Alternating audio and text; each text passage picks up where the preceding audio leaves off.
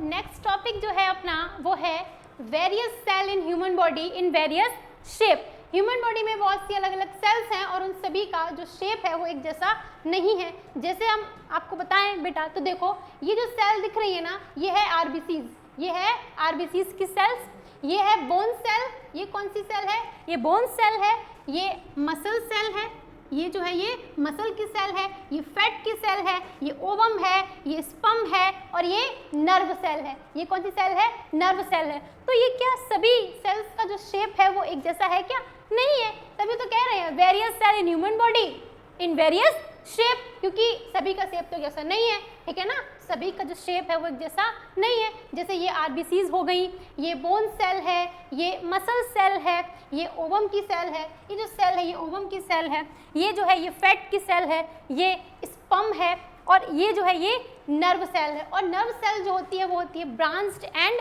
Elongated. Nerve cell जो होती है वो होती है ब्रांच्ड एंड इलोंगेटेड, ठीक है। अभी तो हमने देख लिया कि सेल का जो शेप है वो एक जैसा नहीं है, लेकिन मैम नंबर भी तो अलग, नंबर के बेस पर देखेंगे और साइज के बेसिस पर देखेंगे, ठीक है ना। तो अब हम जो सेल्स देखेंगे वो देखेंगे on the basis of size and number. तो अगर साइज की बात करें बेटा तो हम पढ़ते हैं smallest cell and largest cell. Smallest cell and largest cell, अभी तो आपने बताई थी कि सेल बहुत छोटी होती है, अब उसमें भी आप कह रही हैं कि स्मॉलेस्ट सेल। बिल्कुल, अगर साइज की बात करें तो सबसे छोटी स्मॉलेस्ट सेल जो है वो है माइकोप्लाज्मा और जो सबसे लार्जेस्ट सेल है वो है ऑस्ट्रिच की egg cell, ostrich egg cell. तो साइज के बेस पर अगर देखें, साइज के बेस पर अगर देखें तो दो सेल देखने को हमें जो मिल रही है वो क्या है, एक स्मॉल और large, small and large. Small जो सेल है वो है माइकोप्लाज्मा, स्मॉल सेल जो है वो है माइकोप्लाज्मा और लार्ज जो है वो है ऑस्ट्रिच एग सेल। तो ऑस्ट्रिच एग सेल ये जो थी ये तो हो गया on the basis of size. अब हम देख रहे हैं सेल्स को on the basis of number. तो नंबर के बेसिस पर जब हम सेल्स को देखते हैं तो कितनी सेल हैं जो नंबर के बेस पर पढ़नी है, दो ही पढ़नी है बस। कौन कौन सी, यूनिसेलुलर एंड मल्टीसेलुलर। नंबर के बेस पर जो हम ऑर्गेनिज्म को देखेंगे बेटा, सेल है, सेल कितने नंबर से बनी हुई है, कितनी सेल से ऑर्गेनिज्म बना है, उस बेस पर जो सेल्स हम पढ़ेंगे या जो ऑर्गेनिज्म हम पढ़ रहे हैं वो है unicellular and multicellular. Unicellular and multicellular, unicellular organism, unicellular organism. Uni यानी कि सिंगल और सेलुलर यानी कि सेल, यानी कि ऐसे ऑर्गेनिज्म जो सिंगल सेल से बने हों उन्हें हम कहते हैं यूनिसेलुलर ऑर्गेनिज्म। ऐसे ऑर्गेनिज्म जो सिंगल सेल से बने होते हैं उन्हें कहते हैं unicellular organism. Unicellular organism, uni यानी कि सिंगल और सेलुलर यानी कि सेल। तो ऐसे ऑर्गेनिज्म बेटा जो सिंगल सेल से बने हो उन्हें हम कहते हैं यूनिसेलुलर ऑर्गेनिज्म, यानी कि सिर्फ इनकी जो बॉडी है वो एक ही सेल से बनी है और जितनी भी नेसेसरी प्रोसेस होती है लाइफ से रिलेटेड ये वो अपने उसी सिंगल सेल की हेल्प से कर लेते हैं।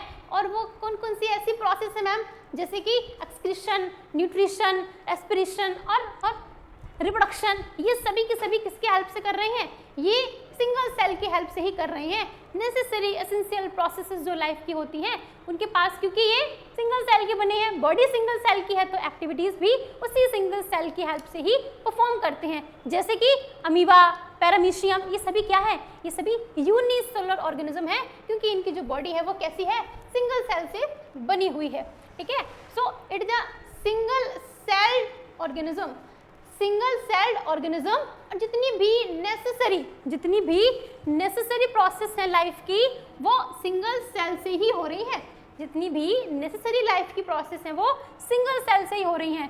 And cell itself perform activity of nutrition, respiration, reproduction, excretion, ठीक है ना। जैसे कि अमीबा, बैक्टीरिया एंड पैरामीशियम, ये जो ऑर्गेनिज्म है सभी के सभी कैसे हैं, यूनिसेलुलर हैं। ये सभी के सभी कैसे हैं बेटा, यूनिसेलुलर, है ना। अमीबा हो गया, बैक्टीरिया हो गया और पैरामीशियम हो गया, इनकी सभी की बॉडी कैसी है, सिंगल सेल, इसीलिए हम इन्हें कैसे ऑर्गेनिज्म बोलेंगे, यूनिसेलुलर ऑर्गेनिज्म बोलेंगे, ठीक है। नेक्स्ट है मल्टी सेलुलर ऑर्गेनिज्म, यानी कि ऐसे ऑर्गेनिज्म जिनकी बॉडी सिंगल सेल से नहीं, मोर देन वन सेल से बनी होती है। कितनी सेल? एक से ज़्यादा सेल से जब किसी ऑर्गेनिज्म की बॉडी बनी होती है तो उसे हम बोलते हैं मल्टी सेलुलर ऑर्गेनिज्म। जैसे मैं हूँ, क्या मेरी बॉडी एक ही सेल से बनी है? आप बस ऐसे रुकना, अभी हम बता रहे हैं आपको काउंट करके। नहीं, क्योंकि मेरी जो बॉडी है वो किसी एक सेल से नहीं बनी है, मोर देन वन सेल से बनी है। एंड हर एक सेल का अपना फंक्शन है। More than one type of cell and different cell perform different function. जो भी सेल्स हैं वो अपना अलग अलग फंक्शन परफॉर्म कर रही हैं, और ऐसे ऑर्गेनिज्म को हम क्या कहते हैं? Multi cellular organism. ऐसे ऑर्गेनिज्म जो होते हैं वो कैसे होते हैं? Multi cellular.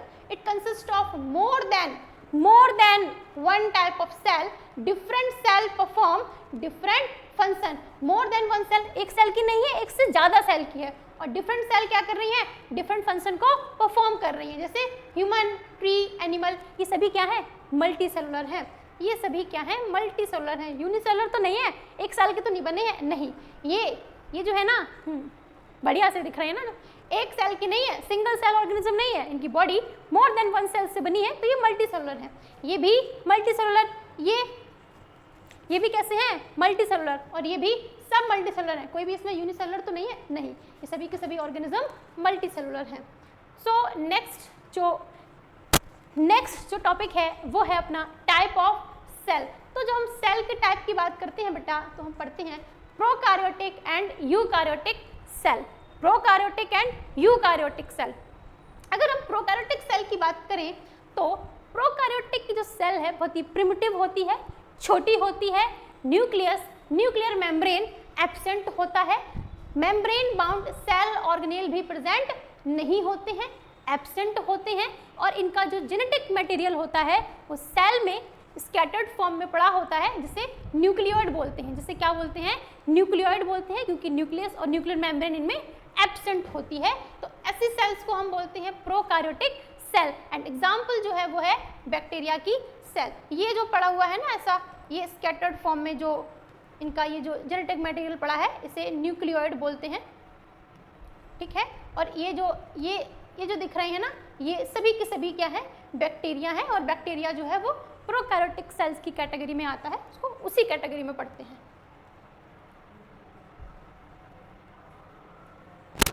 Very minute in size, बहुत छोटे होते हैं। न्यूक्लियर रीजन जो है not surrounded by nuclear membrane, means nuclear membrane is absent, present नहीं होती है। एंड सिंगल क्रोमोसोम जो है वो प्रेजेंट होता है। सिंगल क्रोमोसोम जो है प्रेजेंट है, और इसको क्या कहा? इसको, ये जो सिंगल ऐसे जो क्रोमोसोम प्रेजेंट है इसे न्यूक्लियोइड बोलते हैं बेटा। ये पूरी सेल है इस तरीके से, ठीक है, ओके। इसमें क्या निकले हुए हैं? ये यहाँ से ऐसे फ्लैजला निकले हुए हैं, ये प्लाज्मिड है। ये छोटे छोटे जो स्ट्रक्चर्स दिख रहे हैं इनको राइबोसोम बोलते हैं। ये इनका न्यूक्लियर यानी कि डीएनए, इनका जेनेटिक मटेरियल है। और ये सेल के अंदर प्रेजेंट है साइटोप्लाज्म। ये सेल के अंदर प्रेजेंट है साइटोप्लाज्म। और ये जो है कौन सी सेल है? प्रोकैरियोटिक सेल है। एग्जाम्पल जो इसका है वो है बैक्टीरिया। नेक्स्ट जो सेल है वो है यूकैरियोटिक सेल। यूकैरियोटिक सेल की अगर बात करें तो क्या होता है? न्यूक्लियस प्रेजेंट होता है। प्रोकैरियोटिक की कंपैरिजन में सेल का साइज थोड़ा बड़ा होता है। न्यूक्लियर मेम्ब्रेन प्रेजेंट होती है, and membrane bound cell organelles भी प्रेजेंट होते हैं यूकैरियोटिक सेल में। And more than one chromosome is present, एक से ज़्यादा क्रोमोसोम भी प्रेजेंट होते हैं। और ऐसी सेल को कहते हैं यूकैरियोटिक सेल। ऐसी सेल को यूकैरियोटिक सेल कहते हैं। लार्ज इन साइज में बड़ी होती है। Nuclear surrounded by nuclear membrane. Nucleus जो है वो न्यूक्लियस मेम्ब्रेन से सराउंडेड रहता है। मोर देन वन क्रोमोसोम, एक से ज़्यादा क्रोमोसोम प्रेजेंट होते हैं। एग्जाम्पल की बात करें तो अमीबा, ह्यूमन, एनिमल, सभी के सभी क्या है? यूकैरियोटिक सेल है। ये सभी के सभी यूकैरियोटिक सेल है।